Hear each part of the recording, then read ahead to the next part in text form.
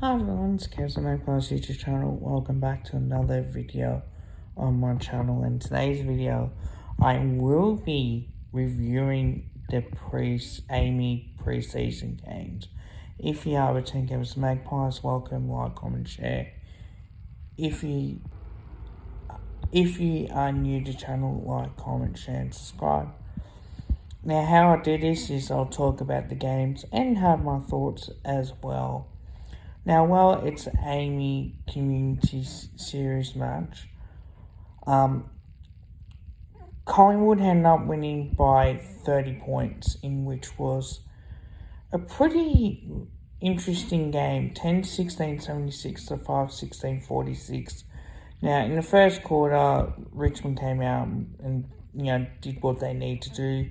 They certainly did show it, but they did miss a lot of shots as well. Well, we did to a certain extent as well. And there's a couple rushed behind, so that would have been, 10-14.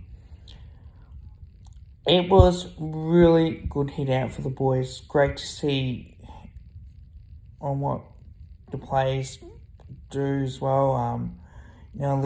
Lipinski kicked 2 goals, Bob McCreary kicked 8. They had 8 tackles. Billy Frampton kicked the goal as well, which was pretty good. Finlay McRae, did what he needed to do, and he certainly did push his selection at all. To me, we're still a top 2 team. Richmond, I see as a bottom 4.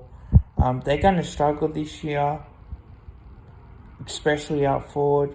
Their defence and the midfield as well. That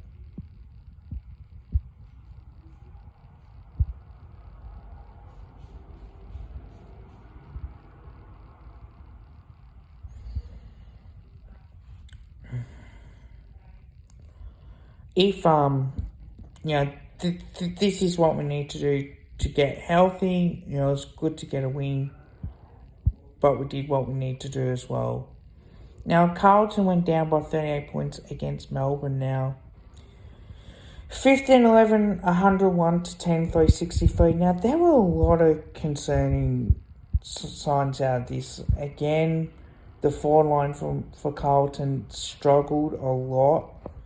I know that Charlie Kerner and Harry Mackay kicked, goals between them. But he did spray one that was out in the forward, and he did miss a few as well. So, I am not surprised on that. Charlie Kerner did kick 3 goals as well, but don't forget it was a running shot as well, the way that they did play. Now, one thing I will say on this one, there was no Sam Welsh, and again, it doesn't look like he'll play round 1. But I will say this, their back line is a concern. No Jacob Wiedering. There is no way that they can win without him. They might get, be okay against Richmond, but to me, they'll make the 8. But there are a lot of concerns with their, there's no Jack Savani, there's no Jacob Wiedering for a while. Sam Welsh is who knows what's going to happen with him. But I would not be surprised if Carlton don't make the 8. Now, one thing that they'll typically do is that they'll rush their players back. They'll say they're fit and ready to play, and they don't play, VFL football at all. So that's where I'm looking at with Carlton. Is that I play Weeder in the VFL for a few games, and definitely try and do, and get that match fitness into him, because it doesn't look like he should, play straight away, because the only thing is, if he plays and he gets injured straight away, then they're in massive trouble again. So, there's certainly a lot more worrying signs. Melbourne, I don't know. I really don't know with them. I think there are a lot of issues for them, personally. They may not make the 8, who knows, but I'll do the usual game I'll do the ladder prediction. So I'll do the usual that and figure out where the team's at as well. Brisbane did what they need to do to win by 25 points. It was a great win for Brisbane. Certainly, they did really well in the second quarter. 4-2 in the end, and 5-3 in the third quarter. So you know what you're going to get out of these two teams. So look, they look really good. My only thing, Taylor Adams is out for opening round. Looks like he'll be out 3-4 weeks with a knee injury. It sucks for him, but in a way, it definitely does feel like that we dodged a bullet as well. But having said that too, it is something that, they're going to be question marks on Sydney. They really are. I don't know what's going to happen. So we'll wait and see, I suppose, when the ladder predictions comes out as well. Giants got the job done by 44 points against the Gold Coast Suns. 15-15, 105 to 97-61. Now, while I did say on the scoreboard as well, 12-9 is impressive for Brisbane to 8-56. But one thing I will say with the Giants is looking back on it, they really showed that they are capable of anything. We know Tuke Miller had 33 disposals. Tubby Bedford had 6 tackles. It feels like to me that they haven't lost the hunger at all. But having said that as well, it means a little bit. Again, concerns for the Suns. But yeah, I think they should be okay.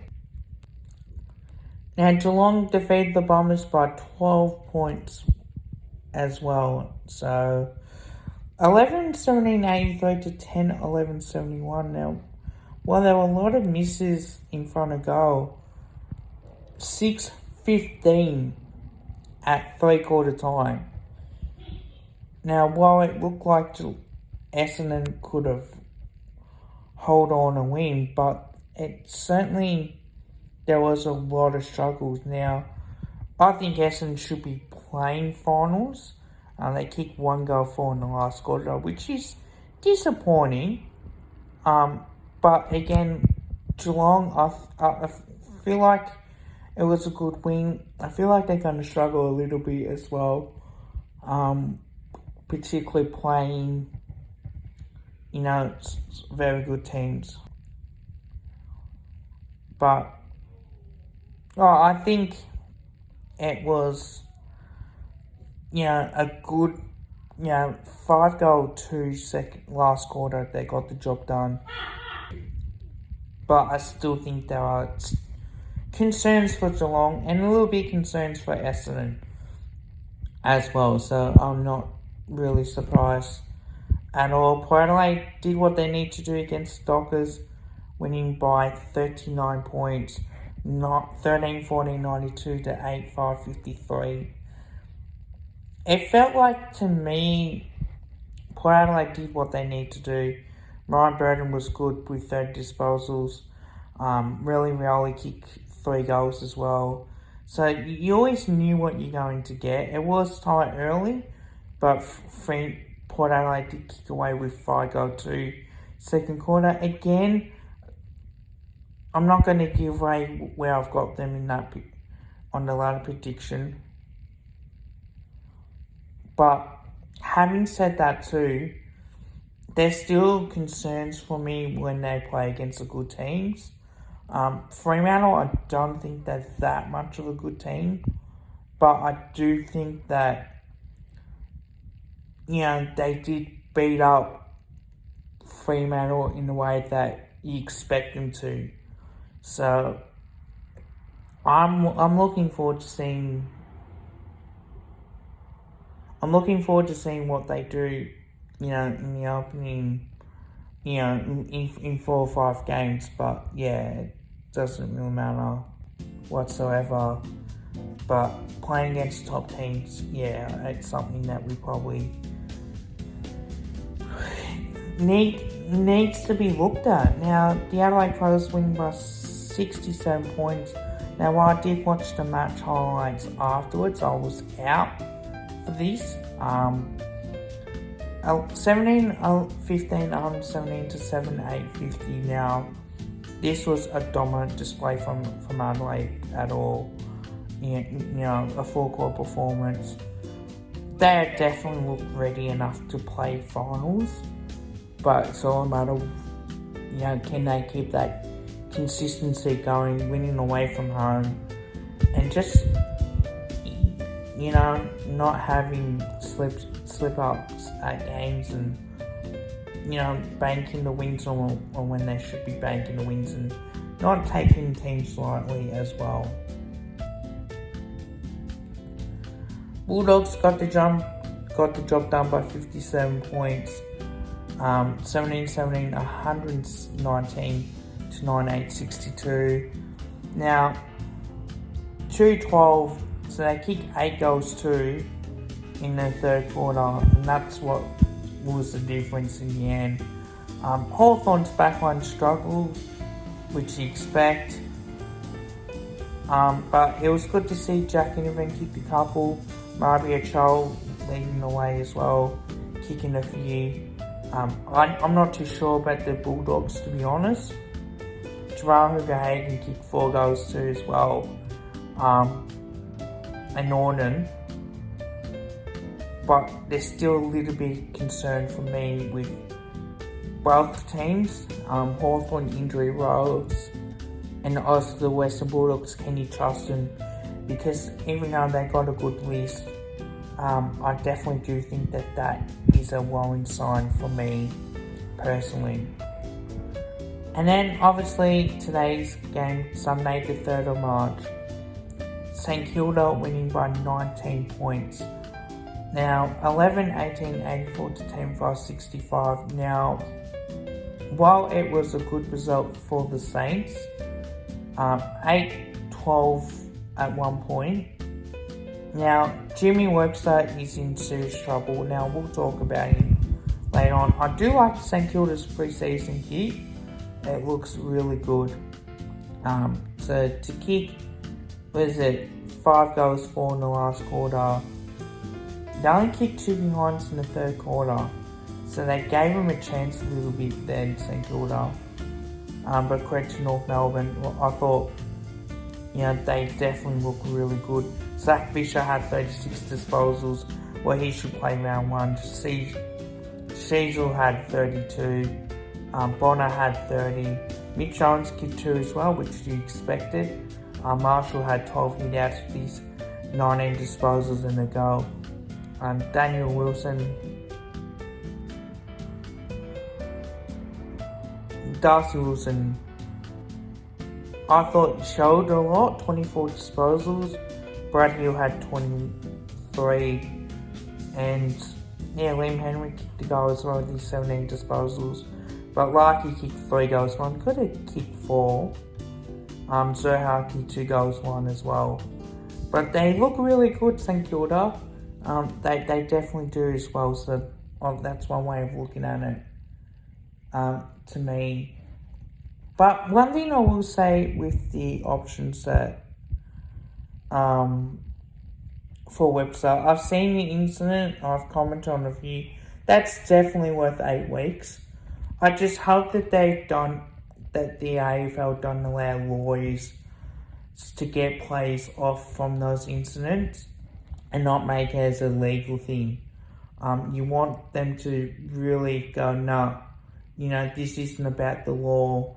This is a football incident where we need to stamp this out. Well, I do think it's 8 weeks, but we should bring in a sin bin rule now. We've seen so many of these incidents in the past, and again, it just tells you that we definitely do need it. So, while I think the ladder prediction will come out, but I do feel like it's really piss poor for me that you allow Webster to play on and help St Kilda out. North Melbourne showed a lot of fight. I think they're going to be decent for a while, so we'll just see how we go. But let me know what you guys think, even your AFL fans. Don't forget to drop a like and also drop a sub. Bye for now.